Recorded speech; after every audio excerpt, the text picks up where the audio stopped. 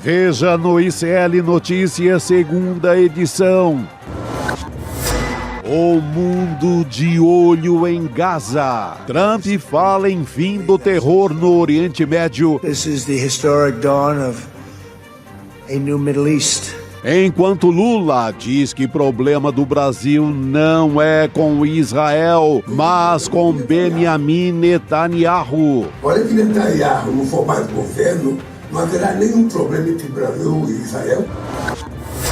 Jair continua em lockdown. Vocês não entraram naquela conversinha mole de fica em casa. Ministro Alexandre de Moraes alega risco de fuga e mantém prisão domiciliar de Bolsonaro. Tchau e bênção! Após derrota na MP do IOF, governo Lula anuncia cortes de políticos do Centrão com cargos no governo. O ICL Notícias, segunda edição, está no ar.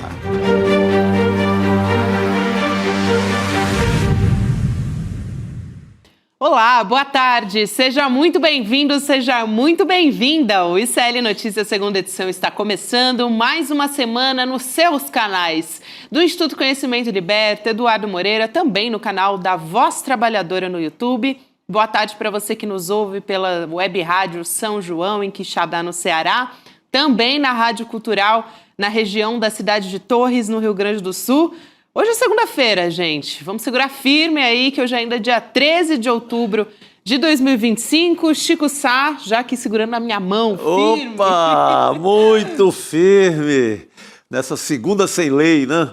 Lembra? Não era uma sessão, acho que na TV Bandeirantes, que chamava Segunda Sem Lei, além de uns filmes mais fortes e etc. Não, estamos bem. Para ser segunda, Dia das Crianças, é aquela coisa mais leve e tal. Então... Deu para segurar a onda, vamos que vamos. É isso, numa segunda-feira, Chico, que a gente começa falando de assunto internacional, porque tivemos o presidente dos Estados Unidos, Donald Trump, assinando um acordo hoje no Egito, acordo de cessar-fogo em Gaza, numa cúpula que está discutindo os próximos passos até chegar num acordo de paz a respeito da faixa de Gaza. O Jamil Chad é nosso convidado nessa segunda-feira. A gente está começando essa semana com as análises, com as apurações do Jamil, num momento tão importante como esse. Jamil, boa tarde para você. Gabi, Chico, boa tarde a todos. De fato, um dia muito importante, independente da nossa posição, do que vai acontecer nos próximos passos. O fato é que a segunda-feira, sim, é muito importante, uma decisão, na verdade, um acordo muito, eu diria, relevante, que tem muita repercussão e que a gente vai aqui avaliar sem dúvida nenhuma, Gabi. Jamil, quero começar trazendo a frase, e Chico também, do Donald Trump dizendo que chegou ao fim a era do terror.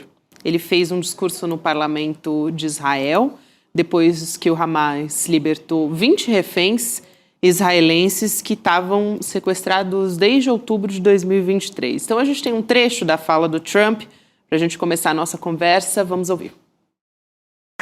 This is not only the end of a war. This is the end of an age of terror and death and the beginning of the age of faith and hope and of God.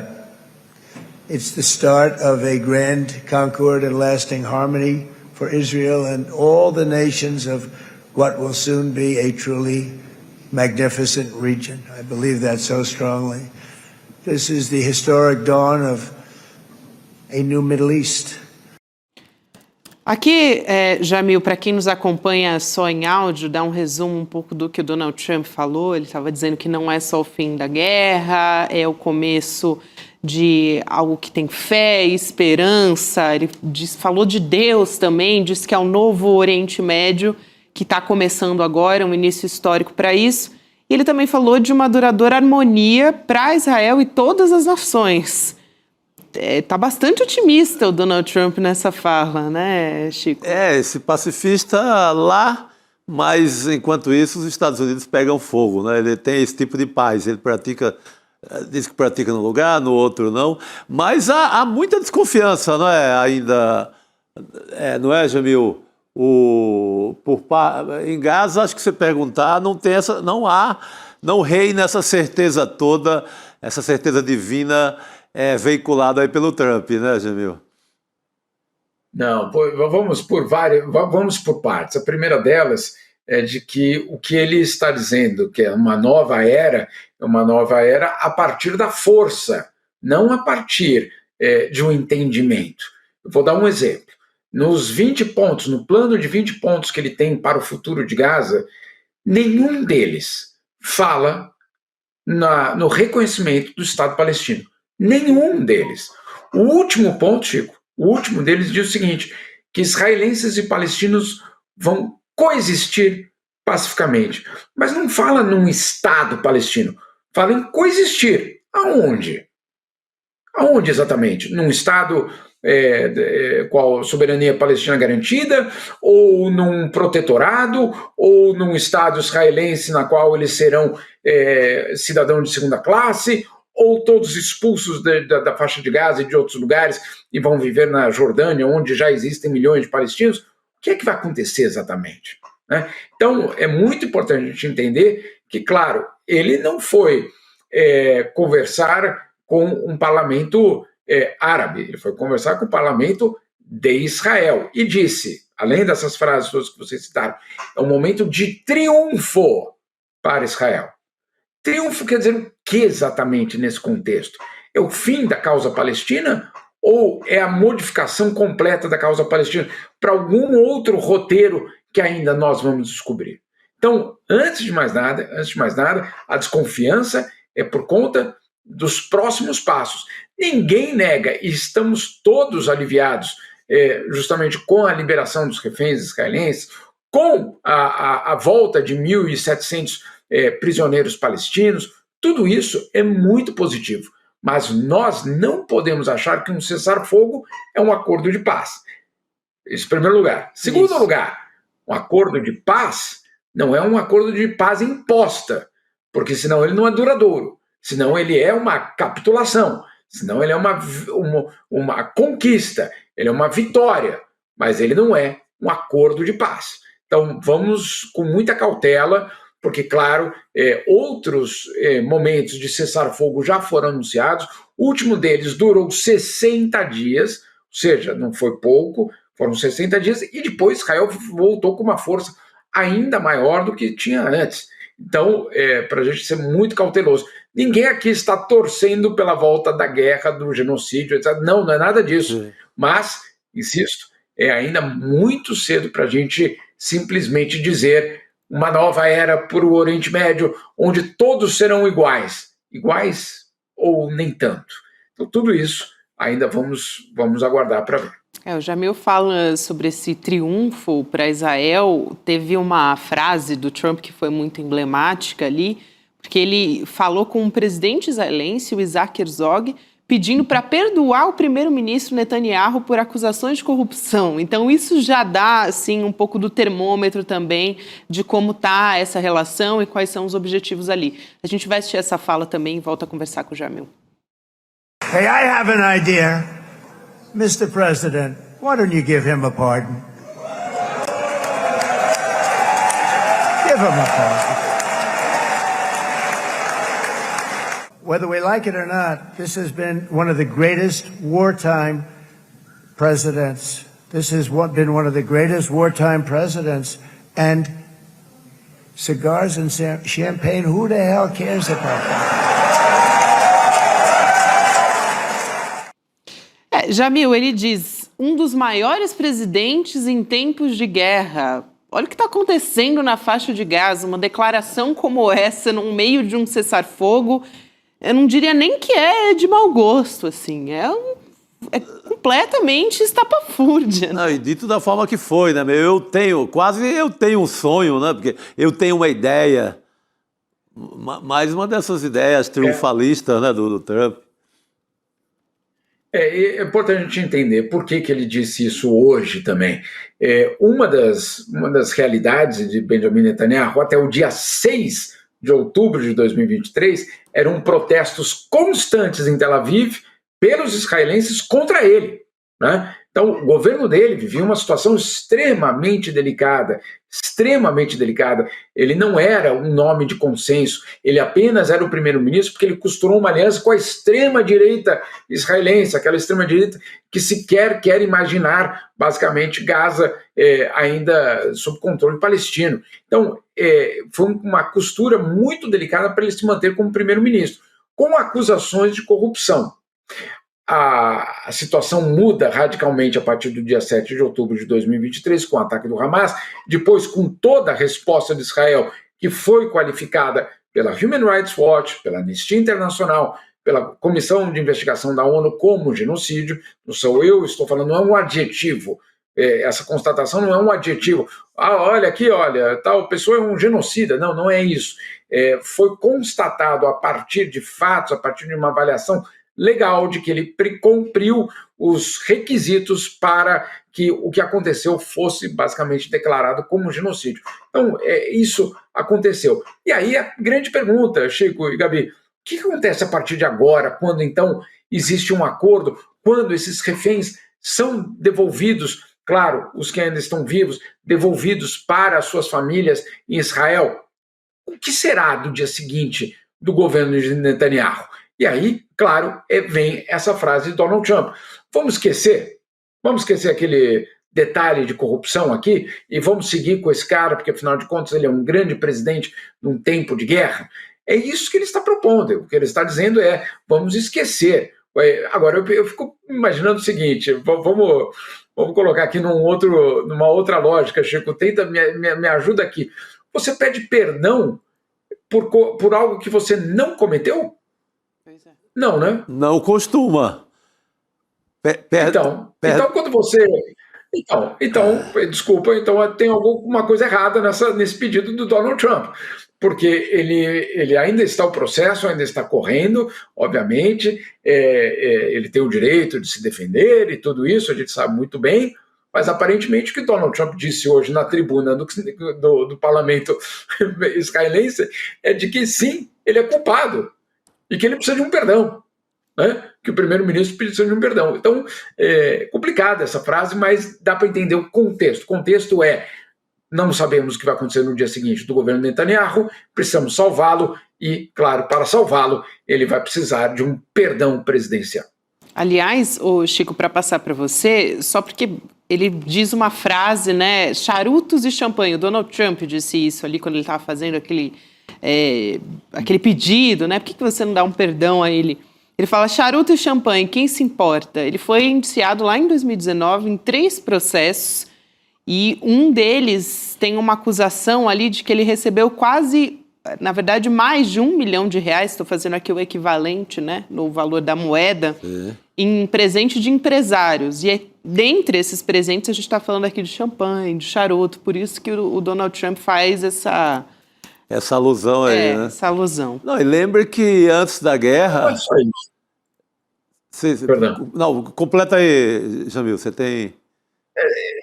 Não, é só porque não é só isso. Obviamente, esse é o ponto, é a ponta de um iceberg de um esquema muito maior que ele é acusado. Né? Basicamente, o Donald Trump está dizendo, não, ele está sendo acusado porque ele recebeu o champanhe e charuto. Ele faz para diminuir, né, Jamil? Isso foi um desagrado. Como? Ele faz para diminuir, né? Essa é a parte, só a parte exótica do escândalo, né? Não é só isso. E a gente tem que lembrar que até ao começo da guerra, 2 anos atrás, era um Netanyahu ali emparedado nas ruas, acossado com o povo ali no cangote todo dia, com passeatas, manifestações. Resta saber o que vai acontecer agora, né? Se ele vai segurar depois da fala do Trump, do acordo, que até então é só um cessar-fogo, mas é um acontecimento, né? Você apostaria o quê, Jamil? Segura a onda ou volta ao protesto? Não, ele vai ter um momento muito difícil a partir de agora, Chico, internamente, porque os outros partidos, obviamente, querem o seu lugar, né? Ou querem basicamente a convocação de eleições. De todas as formas, Israel terá eleição em 2026. Então, eu imagino que estamos na primeira fase absolutamente incipiente de um eventual acordo de paz. Tá? Então, isso aqui vai, sem dúvida nenhuma, até o final do ano. Depois, as outras etapas desse acordo, eles vão basicamente vigorar a partir de 2026, praticamente, e aí temos já a eleição em Israel. Então, sem dúvida nenhuma, vai ser um momento importante. Netanyahu vai para essa eleição dizendo: fui eu que recuperei os reféns e fui eu que derrotei o Hamas, não só isso, eu derrotei também o Hezbollah, os Houthis e enfraqueci o Irã. Ele vai apresentar dessa forma. A oposição vai apresentar, calma aí. Você é o que não cuidou da segurança e permitiu que o Hamas tivesse atacado dia 7 de outubro e feito a maior ato contra Israel da sua história, basicamente. 1.200, 1.300 mortos, então civis. No caso, muitos desses eram civis. Então, sem dúvida nenhuma, vão usar isso. Sem dúvida nenhuma, vão usar os escândalos de corrupção no qual ele esteve metido, sem dúvida nenhuma. Então, é ainda uma situação política bastante complicada. Não é por acaso, Chico, Gabi, que no fim de semana o Netanyahu disse: não, a guerra não terminou, não. Vocês ouviram provavelmente isso. Sim. E aí o Trump veio e falou no domingo: não, a guerra terminou, ponto final. Ou seja, por que é de interesse de Netanyahu dizer que a guerra não terminou? É porque, obviamente, enquanto a guerra existir, ele está sobrevivendo.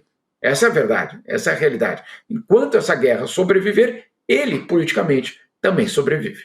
Eu acho que essa fala do Jamil é crucial, né? O Netanyahu, ele foi se apoiando politicamente, sobrevivendo em meio a esses arroubos durante o genocídio contra Gaza, né? Politicamente também.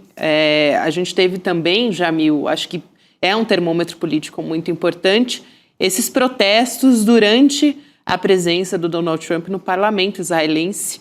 O parlamentar Ayman Odeh foi um deles, ele foi retirado da plenária depois de levantar uma placa, ele estava pedindo o reconhecimento do Estado palestino. E também tem o Ofer Kassif, que foi expulso porque estava vaiando o presidente dos Estados Unidos. A gente está vendo as imagens aqui na nossa tela, justamente dessa retirada ali, né, dessa expulsão do parlamento, da plenária, enquanto o presidente dos Estados Unidos, Donald Trump, estava falando. A movimentação dos parlamentares ali, eles foram, ambos, né, foram expulsos ali. Então, essa movimentação ali também, esses protestos contra o Donald Trump, dão um pouco desse termômetro, até, tudo bem, né, são parlamentares da esquerda, Jamil, mas um pouco também do termômetro da população, que a do Netanyahu não tem sido muito boa também, entre a sociedade. Não, você tem toda razão. E, de fato, o que eles pediam ali era o óbvio, né, o reconhecimento do Estado palestino. Só isso. Né? Não estavam pedindo a cabeça de Netanyahu ou a queda do governo de Netanyahu, não era isso. Pedindo o reconhecimento do Estado palestino, algo que mais de 140 países no mundo já fizeram. O Brasil fez em 2010, a França fez no mês passado, o Reino Unido fez no mês passado, vários países europeus neste ano tomaram essa decisão que para alguns países europeus, eu diria, dentro de um contexto político que eles vivem, é uma decisão importante, sem dúvida nenhuma. Então era só isso que eles estavam pedindo, né? E a reação foi essa, o que mostra, insisto, que quando Donald Trump fala uma nova era para o Oriente Médio, não está claro que essa nova era inclui um Estado palestino reconhecido com as suas fronteiras pré-1967. De forma alguma isso está garantido. Então, claro, é uma situação extremamente complicada, tem também todo o conflito interno entre os grupos palestinos, isso não é negligenciável. Você tem aí um presidente palestino, Mahmoud Abbas, que há anos não convoca eleição. Obviamente, eu estive, por exemplo, na Cisjordânia, isso já há alguns anos, naquele momento já me diziam, o dia que ele convocar a eleição, ele perde de uma forma absolutamente avassaladora, então ele não convocava a eleição e cada vez vinha com um argumento. Claro, nesses 2 últimos anos era impossível convocar uma eleição diante do que estava acontecendo, sem dúvida nenhuma. Agora, a pergunta é, haverá uma nova eleição? O povo palestino vai poder decidir também quem são os seus próprios líderes. E aí também tem todo o argumento, calma aí, a última vez que teve uma eleição em Gaza, quem ganhou foi o Hamas, aí o mundo ficou preocupado, enfim, todo esse contexto que não é fácil, não é um bloco monolítico. Para vocês terem uma ideia, só para a gente também mostrar a complexidade desse assunto, alguns líderes palestinos que estão presos não foram soltos por Israel. Você poderia imaginar, então, que haveria uma gritaria por parte do Fatah, que é o grupo, né, do Mahmoud Abbas, o partido do Mahmoud Abbas. Não.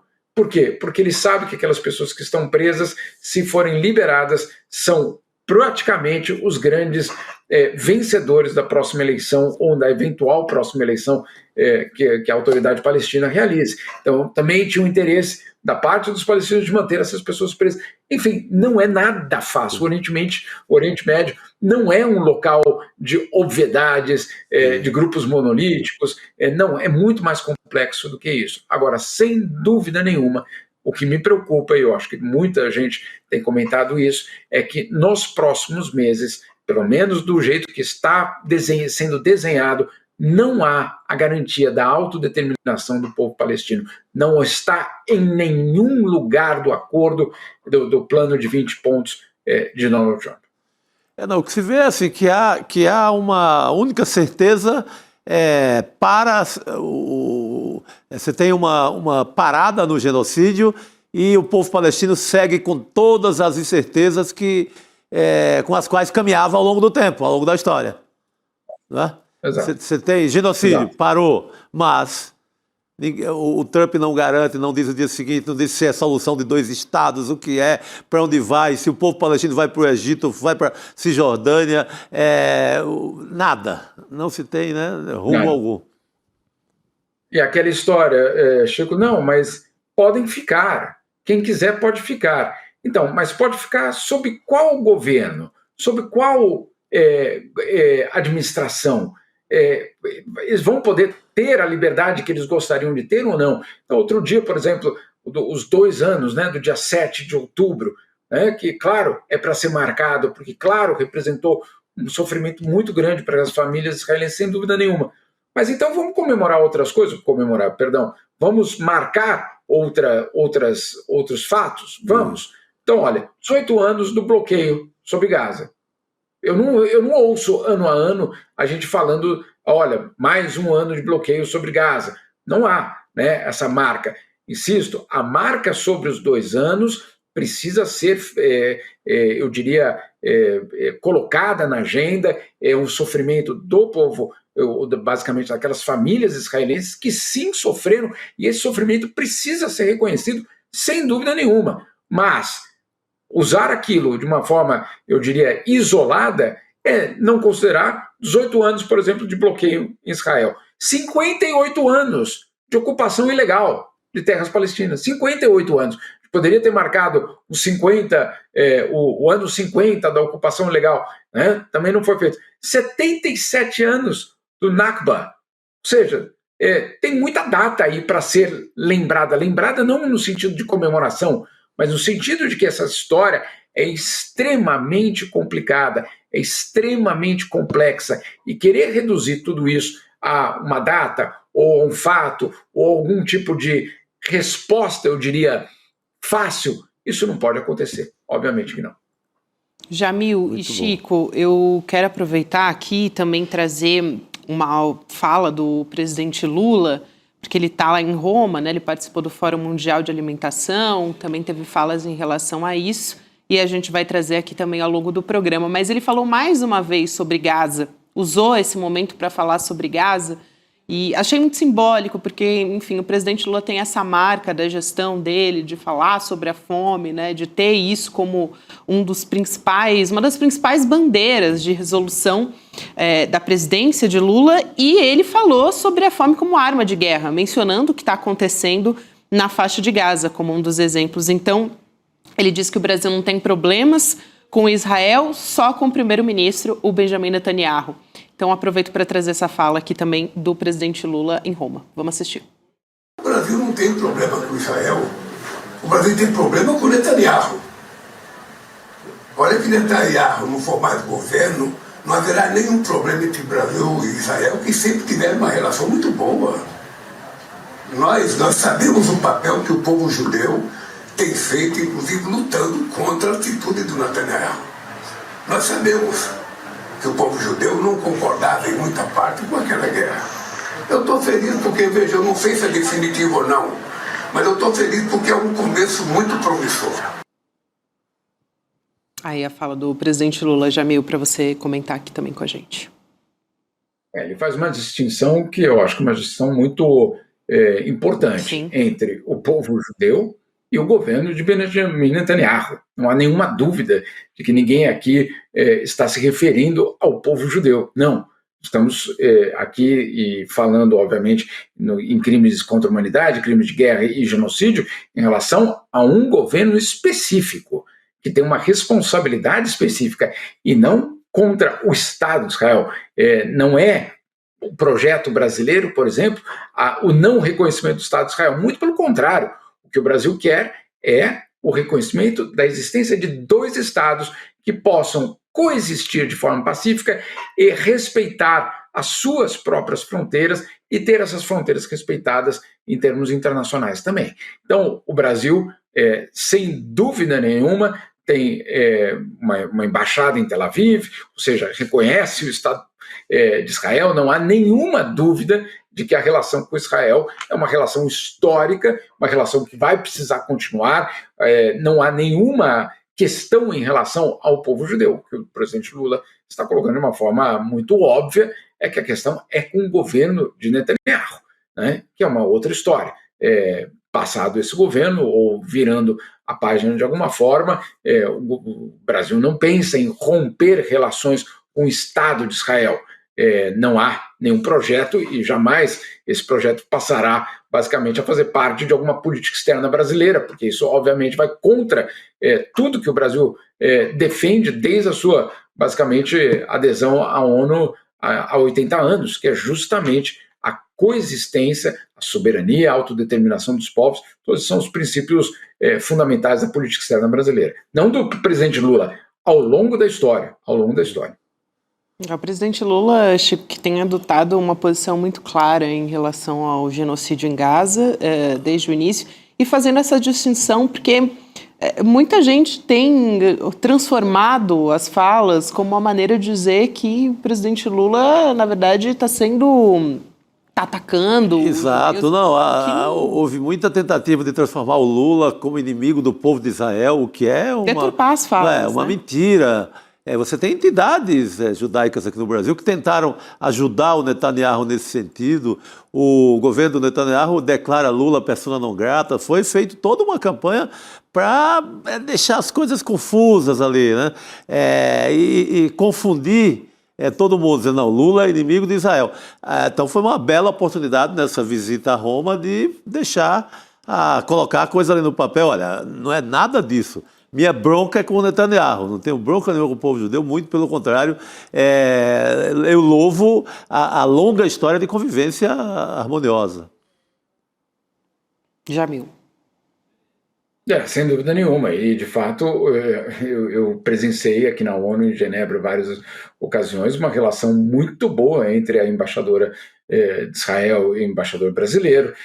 Isso não é um tema. Todo mundo conhecia a posição brasileira por, eu diria, décadas, de que era sim em defesa da existência de uma solução a dois estados. Não é uma solução a um Estado só palestino, não é essa a solução brasileira. A solução brasileira é uma solução a dois Estados, que é a mesma de vários países europeus, que ninguém acredita e ninguém defende que esses países, então, estão em guerra com Israel. Não, né?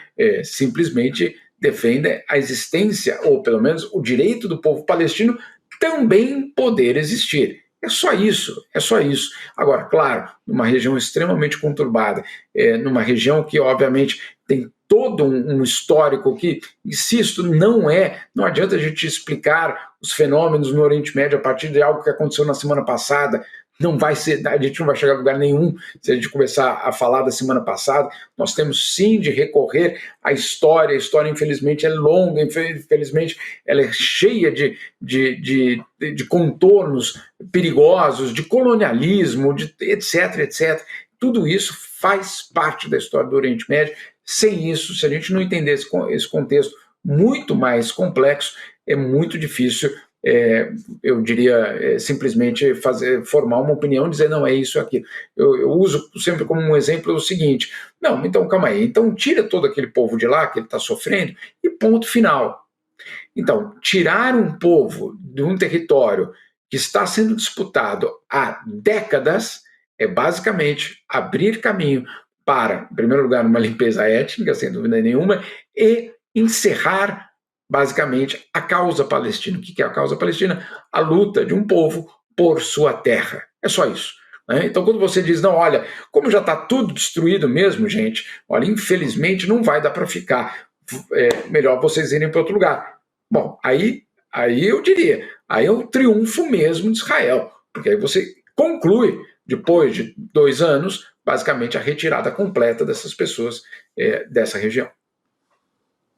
Jamil, ainda aproveitando, falando do presidente Lula, mas não só sobre a fala dele sobre Gaza e também em relação à fome, que é uma fala muito contundente que o presidente Lula teve, a gente vai trazer aqui mais tarde, ele teve o primeiro encontro com o Papa Leão XIV e teve essa pauta também a respeito da fome, mas ele também convidou o Papa para participar da COP30, que vai ser em Belém no mês que vem, já está bem próxima a COP, inclusive, e eu queria um pouco da sua avaliação nesse sentido, porque tem sido uma grande questão a COP aqui no Brasil. Há pouco tempo a gente teve algumas questões em relação à hospedagem, o presidente Lula e os próprios ministros também fizeram uma força-tarefa para conseguir atender a diversas delegações de países, né? Mas fato é que a COP vai acontecer no coração da Amazônia e não deixa de ser também um ativo político. Claro que essa questão internacional, a gente sabe que politicamente tem um outro peso, mas o presidente Lula tem uma forte presença internacional e acho que a COP também é muito importante nesse sentido, né, Jamil? Sem dúvida nenhuma. O convite foi feito, na verdade, esse convite foi reforçado. Esse convite já tinha sido feito quando o Papa foi basicamente colocado ali depois do conclave, logo nos 2, 3 dias depois, o embaixador brasileiro no Vaticano ensaiou um primeiro contato e fez o convite, depois Geraldo Alckmin fez o convite, há 2 semanas, ou a semana passada, Marina Silva fez esse convite e agora o próprio presidente faz o convite ao Papa Leão para ir à COP. Por quê?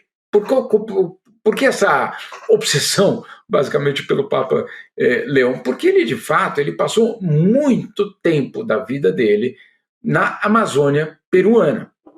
E aí ele é considerado, inclusive dentro do Itamaraty, como uma espécie de, não só do Itamaraty, de várias diplomacias latino-americanas, como o primeiro Papa amazônico, que é talvez o primeiro pontífice com tanta experiência de selva amazônica e de comunidades da Amazônia. Nenhum outro na história teve toda essa experiência, foram muitos anos na Amazônia peruana e, portanto, claro, conhecendo aquela realidade. Então, para o Brasil ter esse Papa amazônico na COP30 era um ativo muito importante justamente para equilibrar todo o negacionismo, todo o combate, vamos dizer assim, contra um acordo. Ele era uma peça muito importante. Ele já disse que ele não vai poder ir, ele não irá à COP30. Mas qual é o sentido, então, de voltar a fazer esse convite? É para reforçar, no caso dele, que ele instrua os seus diplomatas, o Vaticano tem diplomatas, instrua os seus diplomatas na COP30 a atuar de forma contundente nas negociações. Então, é isso que, basicamente, o Brasil queria. O Brasil, claro que queria a presença dele, porque, sem dúvida nenhuma, chamaria muita atenção. Mas, além disso, o que o Brasil queria era justamente que o Vaticano com toda a sua influência, porque às vezes a gente acha, não, mas o menor estado do mundo, não tem influência nenhuma. Bom, esse estado é um estado que, obviamente, controla a Igreja Católica, e a Igreja Católica ainda tem muita influência em muitos países do mundo, né? Então, é uma diplomacia que ainda tem, sim, o seu espaço e que pode atuar. E essa era a esperança do Brasil.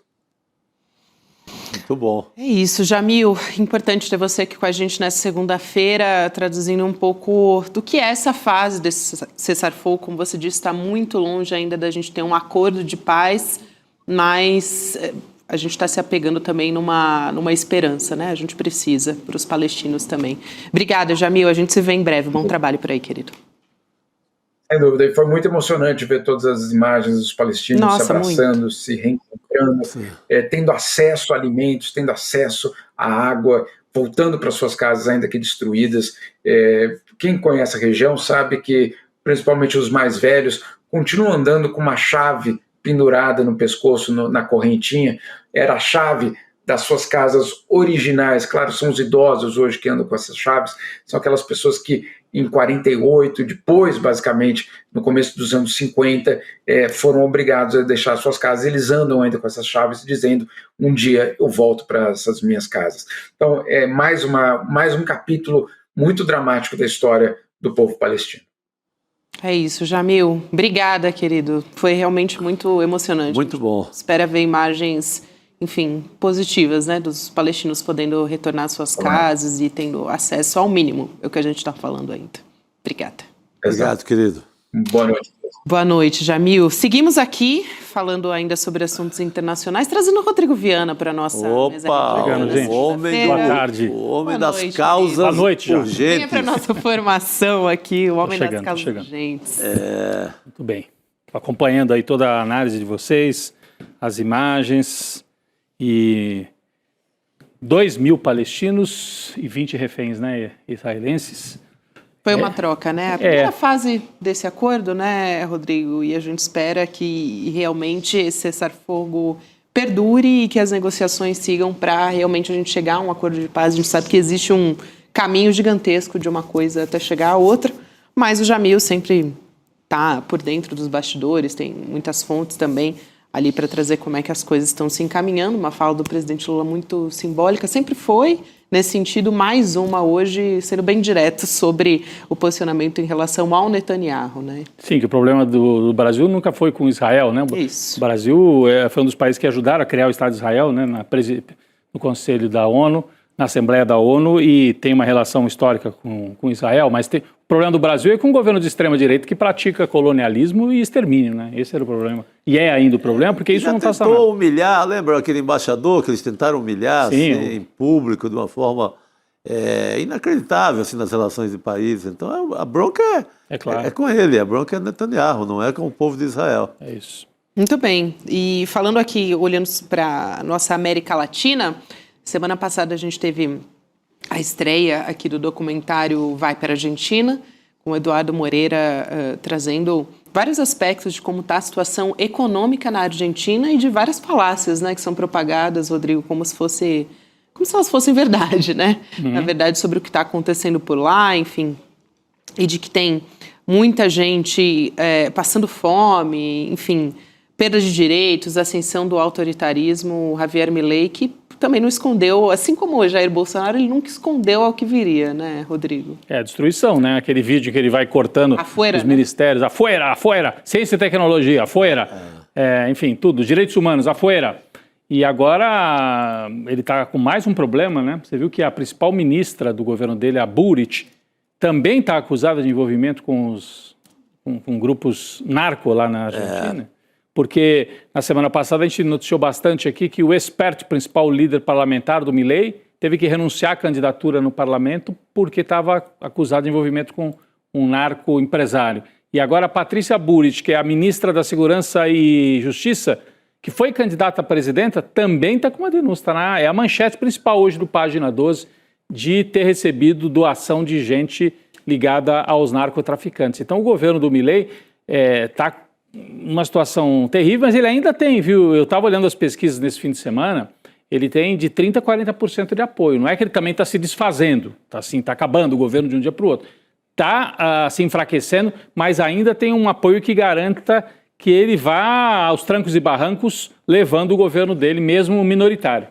Isso, e a gente tem a oportunidade, Rodrigo, Chico, de quem não assistiu ainda o documentário ou quer assistir uma segunda vez, pode se inscrever em sln2.com.br para assistir o replay do nosso documentário, da nossa estreia aqui no ICL. Então você pode garantir o seu ingresso lá e vai ter um debate exclusivo também que aconteceu entre o Eduardo Moreira, a Juliana Baroni e também o Fabian Restivo, que eles são os diretores do documentário. Jornalista argentino, conhece tudo lá da política do país. O documentário, você vai sair do documentário entendendo, assim, com um papo para conversar sobre a Argentina em qualquer lugar. É bem didático, né? Não vou dar muito spoiler aqui, mas está bastante didático para quem... Aliás, o Milei está lá na Casa Branca esperando o Trump para assinar tem umas coisinhas que não foram assinadas ainda do empréstimo. O empréstimo é que vai salvar o governo dele na eleição. Pode salvar um pouco, pode diminuir o tamanho do prejuízo. Senão ele não chegava nem até a eleição. Não.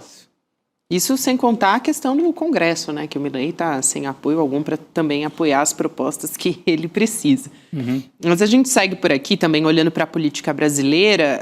Rodrigo, a gente teve uma decisão hoje, uma decisão que mantém tudo como está, do ministro Alexandre de Moraes, negando um pedido da defesa do Jair Bolsonaro, decidindo pela manutenção da prisão domiciliar e outras medidas cautelares que foram tomadas contra o ex-presidente. O ministro Alexandre de Moraes ele explicou que a manutenção da prisão, das outras restrições, por exemplo, ele não pode usar celular, rede social, tem a retenção do passaporte também. Isso tudo é para evitar o risco de uma fuga e também para assegurar o cumprimento da lei. Porque o Bolsonaro ele foi condenado, a gente sabe, a 27 anos e 3 meses de prisão por conta da trama golpista. Ele faz parte do núcleo crucial que já foi julgado. Aliás, logo, logo a gente vai ter outros julgamentos aí em vista. A gente vai falar sobre isso também. Agora, isso tudo aconteceu, Rodrigo e Chico também, por conta de toda aquela articulação, né, com o Eduardo Bolsonaro nos Estados Unidos, Paulo Figueiredo também, dando não só indicativos, mas atrapalhando mesmo o julgamento da condenação, que levou à condenação do Bolsonaro aqui no Brasil, né? Então, vai continuar tudo igual, o Jair Bolsonaro vai ficar em casa. Hoje o Alexandre de Moraes deu essa decisão, e na decisão, Chico, ele justifica dizendo que há realmente o risco de fuga, levando em conta que outros julgados pelo 8 de janeiro escapuliram. Vazaram. Inclusive o sobrinho do Jair Bolsonaro, que fugiu para a Argentina, e vários outros. Muitos escolheram a Argentina porque é a fuga mais fácil, né, aí pela fronteira, inclusive de carro. Então, ele justifica que o Bolsonaro teria, né, se fosse mantido solto, haveria o risco de fuga e daí você não consegue cumprir a decisão judicial. No momento em que o Bolsonaro tem essas duas táticas, ele pede para sair da prisão domiciliar e, ao mesmo tempo, ele fica retomando a ideia de que ele está com essa crise de soluços, que não vai embora e pede que haja visita de uma médica. Eu não sei se a gente vai retomar isso mais para frente com o Cacai, mas hoje também o Jair Bolsonaro, o Alexandre de Moraes autorizou o Jair Bolsonaro a receber a visita de uma médica para, de novo, tratar as crises de soluço. Então, os advogados estão nessa dupla tática. Pedem, né? Porque tem que sempre pedir. Liberta, solta. Não vai soltar. Então deixa a médica visitá-lo, porque daí vão preparando o terreno para que no momento em que a condenação for confirmada, e vai ser depois dos embargos, os últimos recursos que faltam, o Bolsonaro diga assim, tá vendo? Olha aí, tanto médico para lá, para cá, não tem condição dele ir para Papuda, tem que ficar na domiciliar. Vamos ver, mas é o caminho que eles estão procurando traçar, né? Ele está preparando aí um histórico médico, né? Isso. Um prontuário ali, dia a dia, foi atendido por tal médico, alguém chegou e deu tal remédio, ele está construindo a mesma coisa que o Collor construiu, para no dia que a porca torceu o rabo mesmo, no dia da condenação, ali que o carro chegar, a viatura chegar para levar para Papuda, ele vai sacar dossiê médico. Aquele dossiê cheio de bula de remédio, até cloroquina vai ter no meio. E vai apresentar, aqui, Xandão, eu estou todo arrombado aqui, não posso ir para aquela cadeia mais dura, não. Vai ser isso, o caminho vai ser esse. A construção da narrativa dele está caminhando por aí, Gabi. Isso, e só aqui para avisar a nossa audiência que hoje, excepcionalmente, a gente não tem o Cacai, mas tem a doutora Damares Medina. Muito bem, muito bem. Estamos muito bem. Esclarecer essas questões, falar sobre essa expectativa também, né, Chico? Tem toda uma discussão de como a defesa do Jair Bolsonaro vai usar o precedente do Fernando Collor para justificar que a prisão seja realmente a domiciliar, que ele não vai para a Papuda de jeito nenhum, justificando até essas internações médicas. Exatamente. Agora está faltando também um pedido tanto para o Collor como para o senhor Jair Bolsonaro, uma junta médica independente. Eu fosse o Supremo, ou alguém do Supremo, ou alguém importante no mundo jurídico no Brasil, ou Ministério Público, eu pediria uma junta independente para analisar o Collor e o Jair Bolsonaro. Porque eu tecnicamente, teria um laudo ali que nem era de médico de Jair Bolsonaro, nem era de médico do Xandão. Era de médico independente. O Collor faria a mesma coisa, porque Maceió inteira, assim, qualquer barraca ali de coco, ali da Pajuçara, a única coisa que fala hoje é Collor aplicou, ele está bonzinho. Inclusive, ele se exercita de maneira muito forte toda tarde. Lá em cima tem um solar maravilhoso. Deve ter uma esteira. Ele está numa cobertura. Não, diz que o bicho é uma suadeira monstra todo dia. É um atleta. Mas na hora da prisão, esses caras todos viram, né, uns tadinhos, uns coitadinhos. Então, junta médica independente. Isso é comum no poder jurídico do mundo inteiro. A contraprova, vamos colocar outro médico, que não aquele médico que está desde lá da facada, que sempre conta a mesma história. Para não deixar desconfiança, eu meteria uma junta médica independente para ver como estão esses dois pacientes. É interessante, acho que é até uma questão para levar para a doutora Damares, né, Chico? Sim, boa, está aí. Para ver se isso poderia ser apresentado e de que maneira também. Eu posso trazer uma outra questão aqui, Rodrigo? Claro, Gabi. Porque a gente, na semana passada, falava sobre movimentações em Brasília e de como tentaram dar uma... Tentaram não, né? O Centrão conseguiu, de fato, dar uma rasteira naquela questão da MP do IOF, que, no fim das contas, é uma rasteira contra a sociedade. E isso está gerando repercussão nessa semana também. A gente teve o líder do governo na Câmara, o José Guimarães, confirmando ao ICL Notícias que os partidos que votaram contra a MP do IOF vão perder os cargos que eles têm no governo, né, na administração federal. Então, ele disse o seguinte, a gente abre aspas aqui para o líder do governo, José Guimarães: acho que o governo tem que fazer um freio de arrumação mesmo. Essa rearrumação da base eu considero fundamental. Não podemos conviver com essa fragilidade de votar uma MP desse porte, dessa envergadura, com partidos que têm 2 ministérios, 3 ministérios fechando questão contra em suas bancadas. Isso não é razoável, isso não é uma relação civilizada entre o legislativo e o executivo. E essas mudanças, elas estão sendo propostas, né? Ainda isso está acontecendo, mas a proposta vai vir da ministra Gleisi Hoffmann. E segundo também o José Guimarães, a Gleisi já disse que tem uma lista de cargos que estão dominados ali por políticos que traíram o governo por parte do Centrão e que aí, aqui está entre aspas, tá? Nessa conversa que foi relatada aqui a nossa reportagem do CL, que ela vai meter a faca. Acabei de falar de facada, outra faca. Pois é. Vai meter a faca nos cargos do Centrão. Porque já teve reunião com o presidente Lula. Mas não saiu ninguém. E ele que pediu ali para... Não saiu ninguém. Tem cara que é assim, importantíssimo na Caixa. Não saiu ninguém da Codevasf, não saiu ninguém em lugar nenhum. Assim, acho que o governo ameaça, o governo relata ali como é que foi traído e que não vai dar para continuar assim. Os caras deles lá, não, calma aí, que a gente vai ajeitar na próxima votação. Ninguém deixa governo, Centrão não deixa governo. Só se for chutado. Cara, tem que ser só se for. Nem assim, viu? O Centrão não sai. Não sai. Isso é bom para dar notícia. Dar notícia, o governo vai tirar do Centrão. Não tira. Olha, não sai. O Chico, tem um nome Quero aqui. ver uma foto de algum cara desse saindo. Sai o cara que já vai ser candidato. O cara já está preparando para ser candidato, aí ele aproveita a cena e cai fora. Mas duvido que não sai ninguém. Codevasf vai estar lotada, cheia, apinhado. Não sai ninguém, não sai nem a secretária, nem aquele cargo mais baixo. Olha, eu tenho o nome aqui de um assessor da presidência da Caixa chamado José Trabulo Júnior, que a Caixa, a presidência, está com o Arthur Lira. Lembra que no segundo ano de governo, o Arthur Lira pediu a Caixa e levou. E aí, o assessor do presidente da Caixa, consultor do presidente do banco, na verdade, José Trabulo Júnior, que tem um salário entre 30 e 40 mil reais. E é homem do Ciro Nogueira. Do Ciro Nogueira. O Ciro Nogueira é o principal articulador da estratégia do Centrão para derrotar o Lula no ano que vem. E tem um sujeito sentado do lado do presidente do banco, ganhando um salário dele. Ele já falou que tinha que sangrar o Lula para Faria Lima, né? O Ciro Nogueira mora na Globo News. Toda tarde ele está lá na Globo News, no horário dele, esculhambando o governo, com um cara lá dentro. Aí não dá, né? O cara lá dentro e vai ficar. Vai ficar. Ninguém tira. Ele naquela reunião da Faria Lima, Chico, que falou com todas as letras que tinha que sangrar o governo. Esse jeito. Sangra o governo, mas não tira o Trabulo de lá, não, porque ele o Trabulo ou o Trabuco não sai. Tá lá na cadeirinha dele. Deixa ele na cadeirinha dele lá. No ar-condicionado, tranquilo. Vamos ver se na semana que vem a gente tem uma listinha no Diário Oficial, quando o Lula voltar. Você aposta que não, Chico? Não sai ninguém. Assim, eu falo isso da minha experiência de repórter e tudo.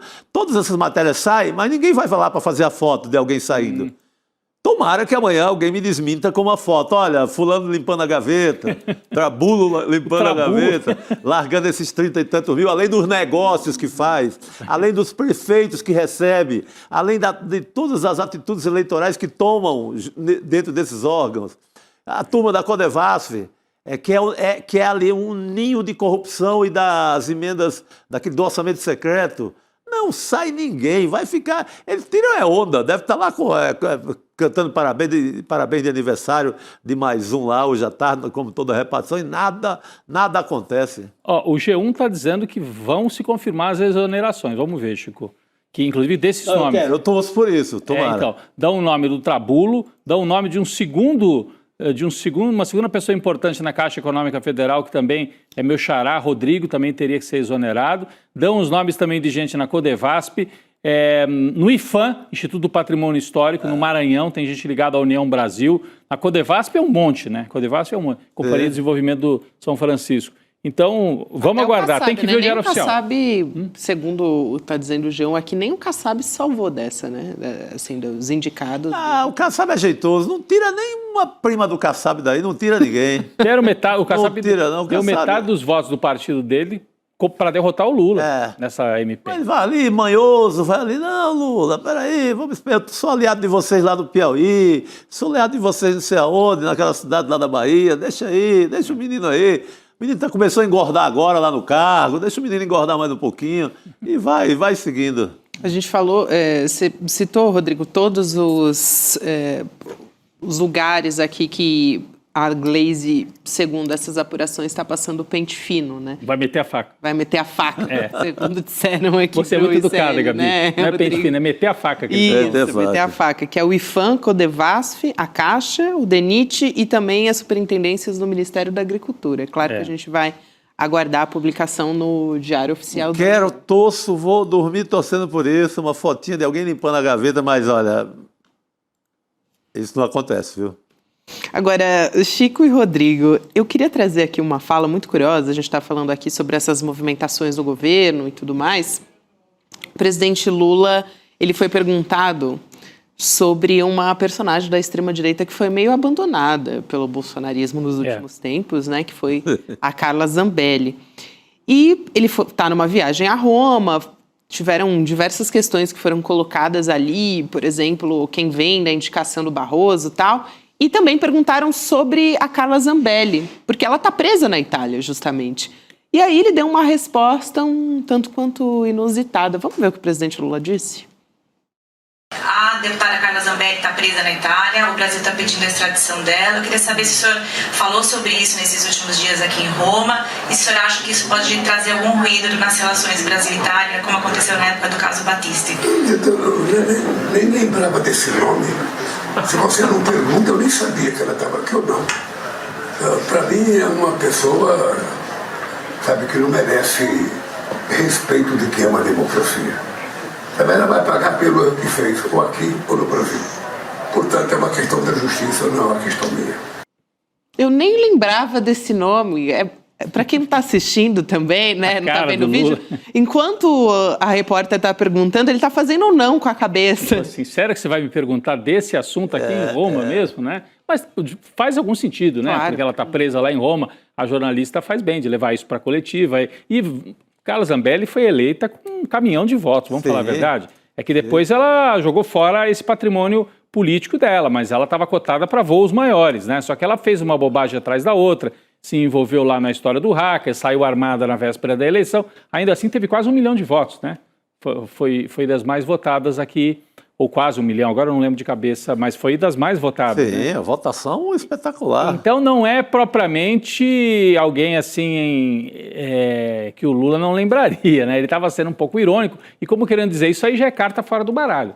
Passou a época dela, a questão dela agora é com a justiça e com a polícia. E né? A Carla Zambelli dizia que seria intocável na Itália, em vez de intocável, ela está intocada dentro da cadeia. Ela não é intocável, ela está intocada, né, na toca, dentro da cadeia lá na Itália. E aí o Lula, assim, tratou com certo desprezo. Então a Carla Zambelli é desprezada pelos bolsonaristas e também pelo Lula. É curioso o fim, né, político da Carla Zambelli. Né? E eu creio que a essa altura ela já esteja torcendo para vir para o Brasil, viu? Mesmo presa, porque não estão dando a moleza que ela esperava por lá. Na Itália, né? Eu falei de junta médica independente, lá tem sim.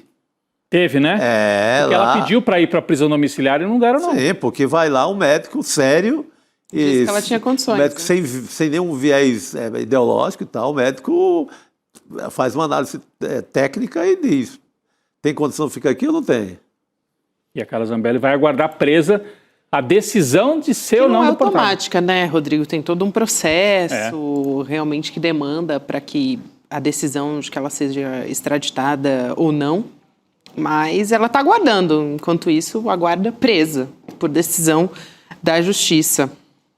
Então, a gente traz aqui essa informação aqui sobre a postura do presidente Lula em relação a isso, até porque, né, a essa altura do campeonato, ele está só deixando a Justiça fazer o seu trabalho. Acho que o Lula devia estar pensando assim, né? Eu estou aqui encontrando o Papa, falando que o Brasil saiu do mapa da fome, tratando da paz em Gaza, e vem falar de Carla Zambelli, aquela lá que saiu armada em São Paulo. Uma pessoa que não ama a democracia, ele diz, né? Ele fala de uma maneira também... Tipo, vocês estão de sacanagem, né? Que estão trazendo um fantasma quase assim do submundo brasileiro. Mas é isso mesmo.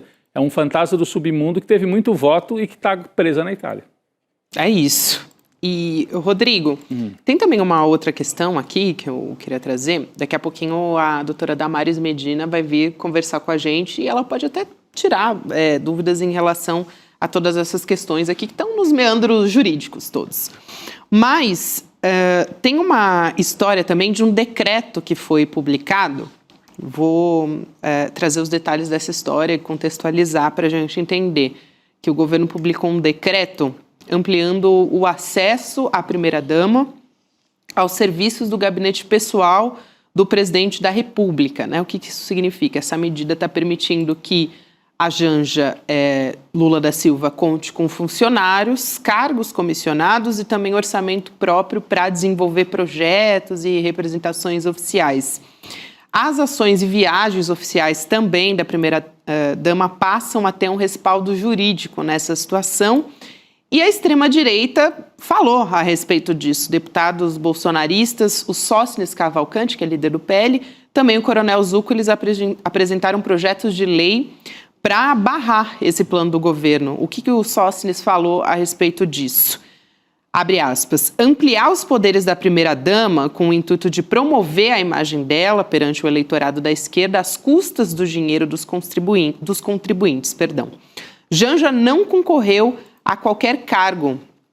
Eu me lembrei, Chico e Rodrigo, também vocês que acompanham a política há tanto tempo, da primeira-dama Ruth Cardoso, né, que também fazia projetos sociais. Ela chegou a ter um cargo, realmente, no governo Ela FHC, cuidava do Comunidade Solidária, né? Isso, exatamente. E deu sua contribuição, né, em programas sociais importantes e tal. Acho que foi talvez uma das que teve um legado, né, como primeira-dama. Lembrando assim, de 89 para cá, de 90 para cá, depois da ditadura, você tem a Rosane Collor inaugura com um péssimo serviço, ela vira presidente da LBA, Legião que era a Brasileira. Legião Brasileira de Assistência, que na época tinha assim, uma verba gigantesca, aí se envolveu em vários escândalos de distribuição de leite, distribuição de alimentos. Ela acabou sendo condenada em determinado momento. Depois você tem a Itamar, não tinha primeira-dama. Uhum. Passa Eu só me lembrei daqui. a não ser uma do carnaval. presepada que o Valdemar Costa Neto está pronta para ele no Carnaval do Rio de Janeiro, coloca uma modelo lá junto com ele, dá uma confusão sem fim, porque a modelo sempre estava nua. Fora isso, não lembro, o Itamar não tinha primeira-dama. Aí vem o Fernando Henrique, a Dona Ruth participa de uma maneira firme ali. O Comunidade Solidária acabou sendo, algumas pessoas entendem assim, né? Acabou sendo o embrião do que depois viria a ser o plano de combate à fome, Bolsa Família, o Bolsa Escola, né? A Ruth Cardoso ajudou a implantar o Bolsa Escola, que era muito menor que o Bolsa Família, né? Depois o governo do Lula amplia demais. E a Dona Ruth, que é assim, uma estudiosa, né? Uma pessoa importante na formação do país, no mundo universitário. Depois tem Dona Marisa, a discrição total, fora uma foto ou outra ali no São João, numa coisa ou outra com o Lula, ficava na dela, tranquilidade e tal, né? E agora a maior polêmica em torno tem a Michele Bolsonaro, que participava de formativa, tanto que ela está em um bocado de rolo aí. Agora está fazendo campanha política total, né? Tem roteiro de algum dinheiro que passa pelo Mauro Cid e acaba nas contas da ex-primeira-dama Michele, teve também esse rolo. E agora a Janja, que quando a oposição está sem assunto, é o nome mágico. Janja! Vamos ver quanto custou a meia que ela comprou pro Lula lá em Nova York. Né, Chico? Por exemplo, aquela questão que ela foi muito criticada, porque num jantar, até foi uma informação que vem interna dentro do governo, que ela não deveria ter feito a pergunta sobre a questão do TikTok, e ela foi realmente quase que uma precursora dessa discussão da regulamentação das redes sociais, é uma bandeira dela. Exatamente. Tinha acabado de acontecer um caso de uma violência muito grave, uma morte de uma adolescente em Brasília por conta do TikTok ali. Como o TikTok é do mundo chinês, a Janja quis antecipar esse debate e fala num jantar oficial em Pequim. Depois até o governo chinês determina que o TikTok no Brasil discuta realmente essa pauta. Mas o mundo caiu em cima dela, né? Então elas sempre pegam, quando falta assunto para a direita, pegam a Janja. Eu acho melhor assim, que determine ali no papel, né? Formalizar, olha. Boa. Porque a primeira-dama, né, viaja com o presidente, né? A parceira, viaja. Então, o que ela pode? Ela pode levar um assessor, dois assessores, três? Quantos assessores? Não pode criar um ministério, porque não é o caso, mas eu acho razoável ter 3 ou 4 pessoas ali. Bem definido, né? O que é que pode fazer, o que não pode. É assessor de comunicação, é alguém para secretariar, para ajudar na administração, para marcar a viagem.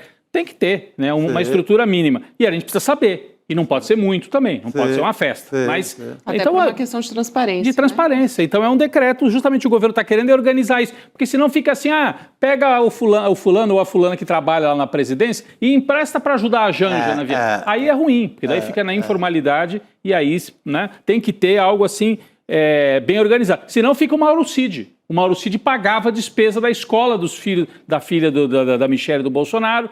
Podia, ele é ajudante de ordem do Bolsonaro, vai pagar, papel do militar. De onde é que vem esse dinheiro, né? Então, é melhor que haja um decreto que a gente possa depois, inclusive, fiscalizar. Agora, a oposição está aí, tá procurando pelo em ovo para tentar desgastar de alguma maneira o governo, no momento em que eles estão percebendo que está difícil para eles. O Ciro Nogueira deu uma entrevista esse fim de semana, de ontem para hoje, né, na Band, dizendo se não fossem as bobagens do Eduardo, o Lula não tinha se recuperado. Ou seja, o Ciro já admite que o Lula se recuperou. Porque se recuperou nas pesquisas.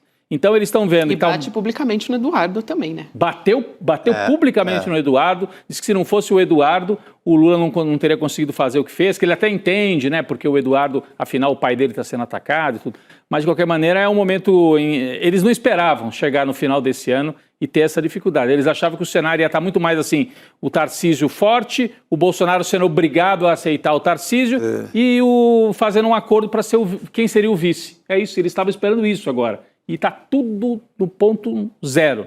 totalmente zerado. Eles não sabem nem como começar a chapa do ano que vem da direita. Então ficam procurando o decreto da Janja para ver se desgastam de alguma maneira o governo. Eu acho que não é por aí que eles vão virar o jogo. É isso. Vamos trazer outras discussões aqui também. Daqui a pouquinho a doutora Damares Medina está chegando para conversar com a gente, Chico e Rodrigo. E você sabe que essa semana, você que está nos acompanhando aqui, o ICL está comemorando 5 anos de existência, né? Gente, passou muito rápido. Quando eu vi, falei, nossa, a gente já está chegando a 5 anos. O Chico é dos primeiros, né, Chico? Cara, tô aqui desde que era mato quando eu cheguei. É porque veio o ICL e depois o ICL Notícias, né, Chico? O ICL vem antes, porque ele vem ali na pandemia ainda, a plataforma de cursos. Aí depois é que é montado a estrutura de comunicação. Primeiro com a salinha aqui em cima, onde você faz o podcast. Ali era o estúdio original que o Edu fazia as lives e tudo, né? Exatamente. Estamos dentro desse tempo. Eu estou há 2 anos, a Gabi está um pouquinho mais, né? Quase 3 anos. Eu cheguei, Rodrigo, acho que 1 ou 2 meses antes do que você. A gente entrou quase juntos então aqui também, a gente está quase que ao mesmo tempo. Rápido, né? 5 aninhos já. Foi, e aí era naquela salinha do podcast, começou com o Eduardo Moreira fazendo as lives, depois veio a Vivian Mesquita. Começou tudo ali com o Edu, por isso, essa semana a gente tem como entrevistado, toda segunda-feira a gente tem Chico Pinheiro Entrevista.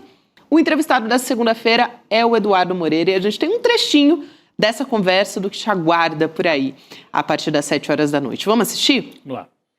A maioria da galera que trabalha no mercado financeiro é burra. É boa de ganhar dinheiro.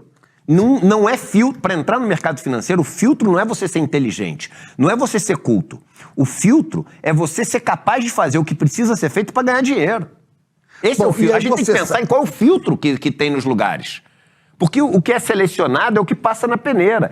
E não é uma peneira de quem é inteligente. Não é uma peneira de quem tem ideias para construir um país com menos sofrimento. Não é uma peneira de quem tem um conhecimento de uma economia que é uma economia que faz um país crescer. Pelo contrário. Então a gente tem aí o trecho da fala do Edu, ele fala sobre a trajetória dele, sobre essa questão econômica, global, também tem vários assuntos importantes. Muito bom, eu vou dar um spoiler. Tem uma fala sobre o Paulo Guedes, que é muito bom, porque ele conheceu o Paulo Guedes, eles trabalharam juntos em algum momento.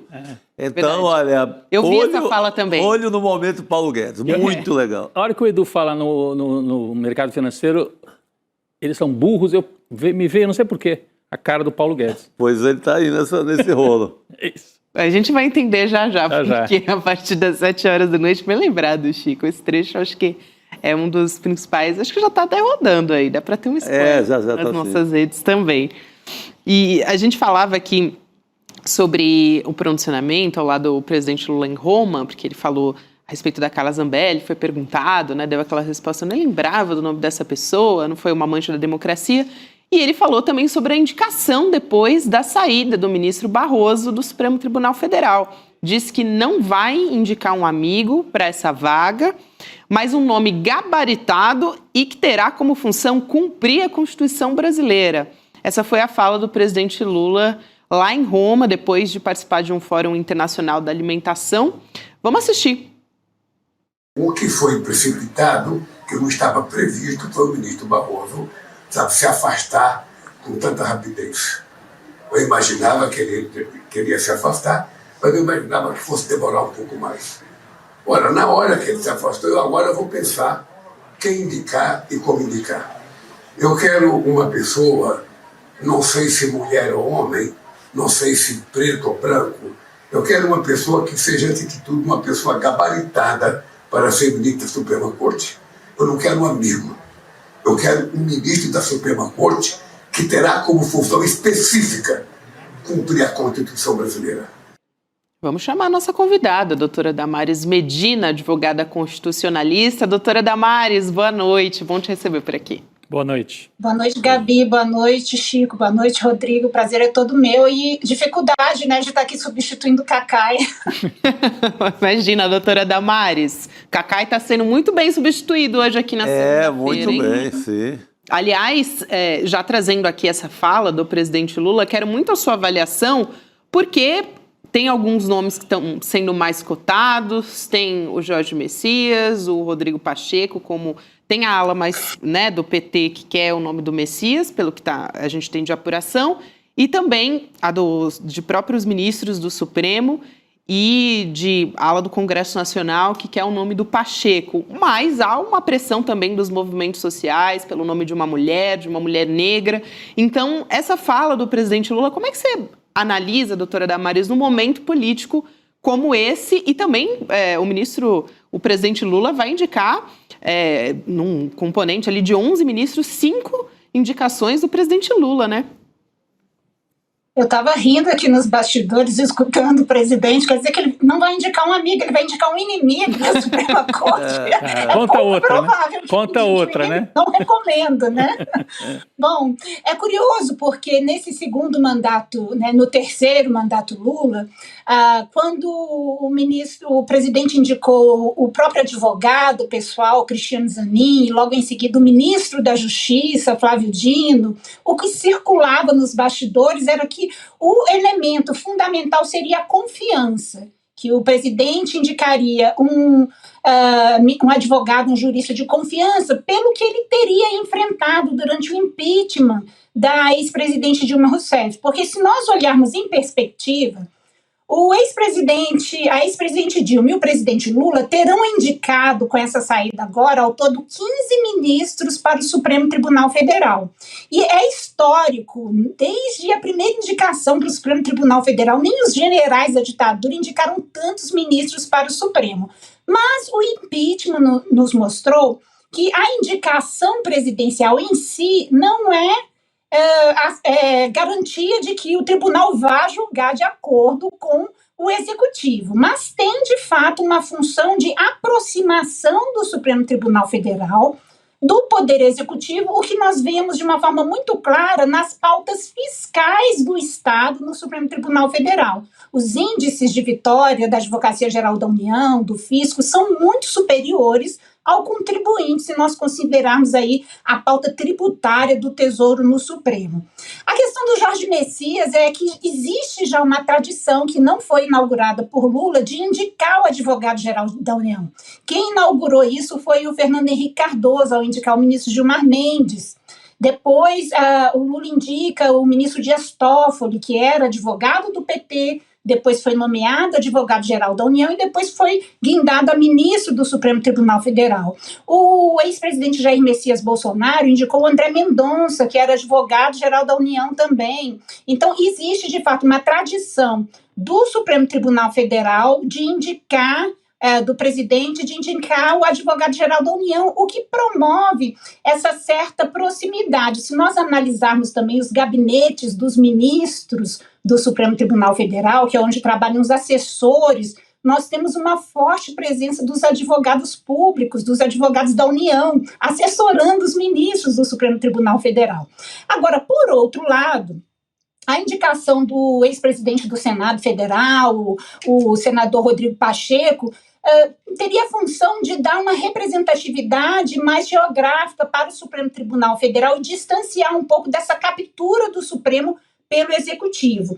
É claro que o nosso modelo de indicação dá ao presidente da República muita liberdade para indicar praticamente quem ele quiser, porque a função do Senado de sabatinar o ministro que é nomeado pelo presidente da República é meramente formal. Nós não temos na história recente da nossa democracia nenhuma rejeição de indicado pelo presidente da República, até porque a nossa arquitetura constitucional foi feita de uma forma que dá uma certa blindagem a quem o presidente indica, porque amanhã o ministro que foi sabatinado vai julgar os membros do Congresso Nacional em crimes cometidos durante o mandato. Então, é uma arquitetura constitucional que tem até um autor latino-americano interessante chamado Roberto Gargarella, que fala da sala de máquinas intocável das constituições latino-americanas, porque é como se as elites políticas se autoprotegessem, né? O presidente indica, mas quem vai sabatinar sabe que amanhã ele vai julgar, então ele não vai ser muito duro, né? Então, nós temos, mais uma vez, só nomes de homens aí sendo cotados para ministros do Supremo Tribunal Federal. Agora, eu estava conversando aqui um pouquinho antes, doutora Damares, Tem a notícia de 2 abaixo-assinados, né, já, um de advogados em geral, inclusive homens, mas enfim, que já tem 3 mil assinaturas, saiu agora há pouco na coluna da Mônica Bergamo, 3 mil assinaturas pedindo a nomeação de uma mulher para o lugar do Barroso. E a Gabi me dizia aqui, enquanto você falava, doutora Damares, que há um outro abaixo-assinado da Coalizão de Mulheres, é isso? Isso, a Coalizão Nacional de Mulheres, que está entregando uma carta, na verdade, ao presidente Lula, pedindo que a indicação seja de uma mulher. E é uma carta, assim, que tem muita sensibilidade, fala da dona Lindu também, sobre legado, enfim, uma maneira de se aproximar do presidente Lula e também é uma maneira de fazer pressão, né, Rodrigo, nesse sentido. Não, e esses 2 movimentos, Chico, lembram, e doutora Damares, lembram que em 130 anos de Supremo Tribunal Federal, só 3 mulheres. E nenhuma mulher negra. Só 3 mulheres. É muito pouco, né? É muito pouco. E o Lula já indicou 2, inclusive das 2 mulheres que estavam numa das vagas, que era da Rosa Weber, ele indicou um homem, né?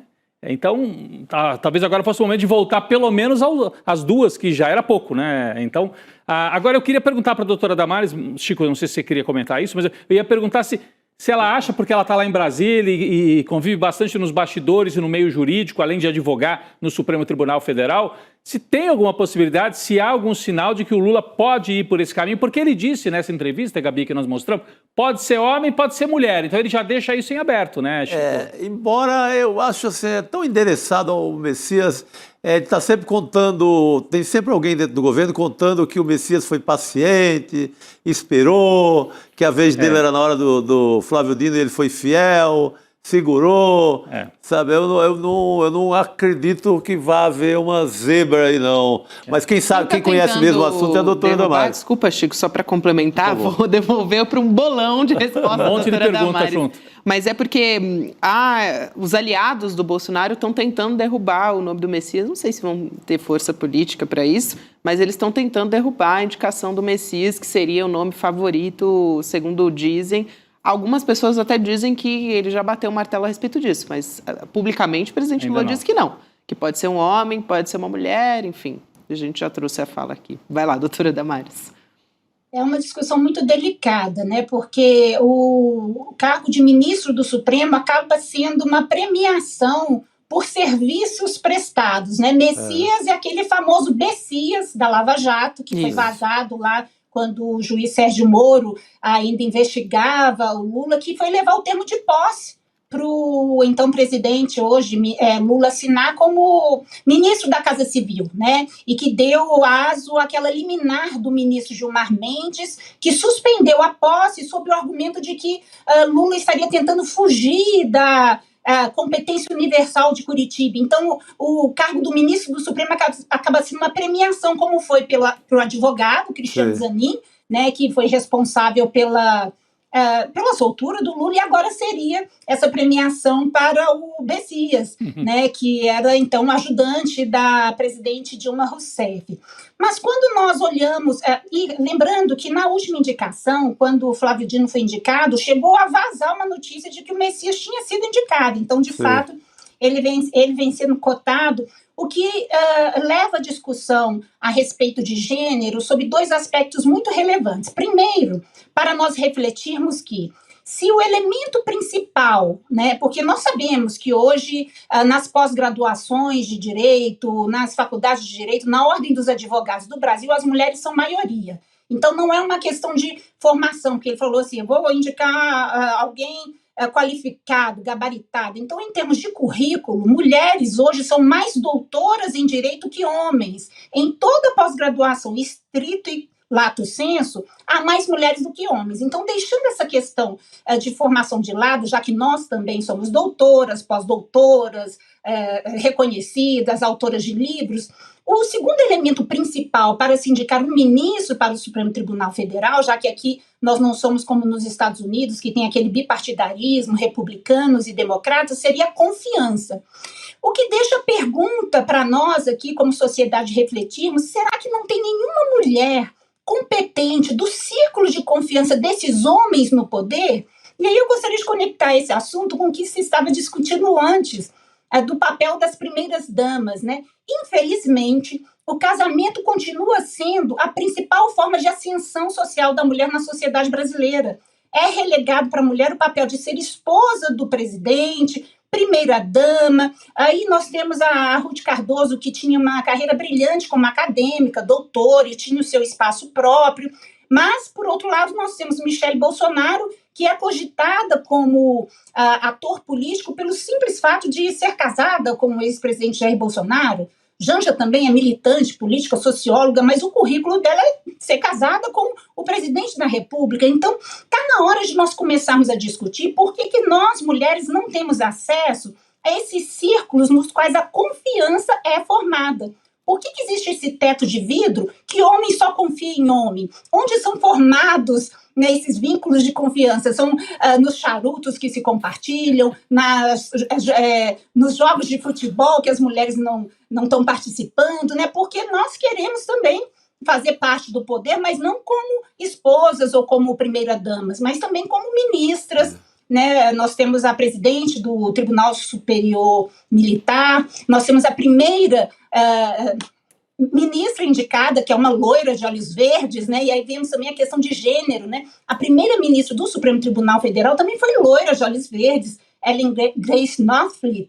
Né? Então, é uma questão delicada que tem que ser discutida, porque não é mais assim, favor, não é uma questão de justiça. Eu escrevi, inclusive, um artigo chamado Estelionato Eleitoral, porque quando Lula foi eleito, todos os movimentos femininos se juntaram com essa pauta relevante, né, porque ele representava um retorno progressista de diversidade. Do outro lado, nós tínhamos, né, um candidato que em alguns momentos se assumiu claramente misógino, né, mas aí, ao ser eleito, Lula, primeiro, perde a grande oportunidade de aumentar de 2 para 3 o número de ministros no Supremo, mas não satisfeito, ele diminui de 2 para 1.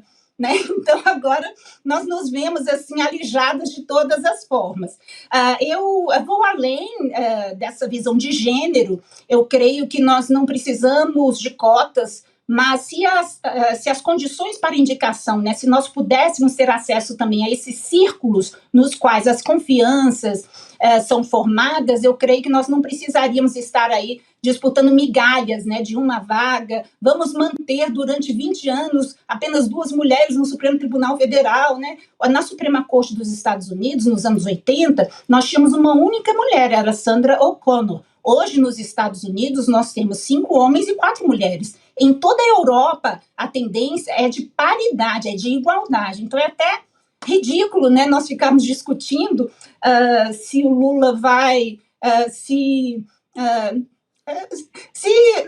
perdoar com a sociedade feminina, né, com mais da metade do eleitorado feminino por ter indicado um homem para a vaga de uma mulher, indicar uma mulher negra que seja, mas uma mulher competente, uma mulher que apoia outras mulheres, porque esse também é um tema muito relevante. Nós temos alguns movimentos feministas que criam barreiras de acesso para as próprias mulheres. Né? Tem um livro agora recente que eu gosto muito de citar, que chama Inimigas do Feminismo, né? O Feminismo Inimigo. Mulheres que se fazem alianças para excluir, por exemplo, mulheres negras. Né? Nós temos aquele livro chamado Dororidade, né? Porque sororidade para quem? Né? Para as loiras de olhos verdes, não é para todo mundo. Né? Então, é um tema muito difícil que dialoga com o papel da mulher na política, na sociedade, para muito além de primeira-dama, mas de protagonismo como, né, possíveis ministras do Supremo, uma questão que me incomoda, né? Só homens, só nomes de homens são citados, não são sequer cogitadas mulheres, né? Enfim.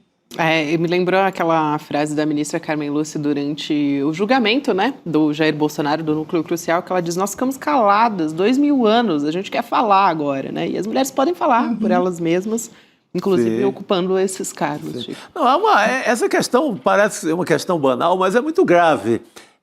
Por que um político homem não faz uma amizade de confiança com uma mulher? Isso tem uma... isso é uma gravidade, isso é muito grave. Gente, nessa história toda, não tem homem para fazer amizade consolidada e amizade de confiança para que ele fique à vontade para nomear aquela mulher, né? Então, isso seja Lula, seja Fernando Henrique, Itamar, quem for o presidente, o Collor, é uma coisa grave na história política do Brasil. A Maria da Conceição Tavares já dizia que eram nos jantares, né, Chico? Que as decisões eram tomadas no caso aí, em que não participou as mulheres. É a sinuca, né? É o boteco que está decidindo ao longo desses anos todos. Está faltando, no mínimo, mais amizade de políticos homens com mulheres, ao ponto de tornar mulheres que já são extremamente competentes nomeáveis. Competentes elas já são, mas não são nomeáveis, porque elas não privam da amizade, da sinuca desse homem, seja quem for o presidente. Essa é a questão crucial, Chico. Você tocou no ponto crucial.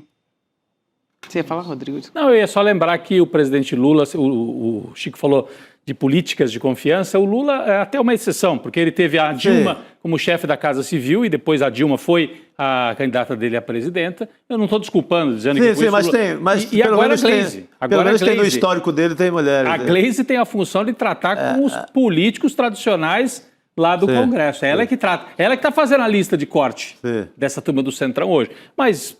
no caso do Supremo, isso não tem funcionado. É pouco. O Lula ainda tem esses exemplos bem relatados. Ainda tem dentro do Ministério. No caso do Supremo... A fala do Chico é muito percussiente porque ela dialoga numa questão estrutural, né? Qual o papel da mulher? Tem que ser de igual para igual, né?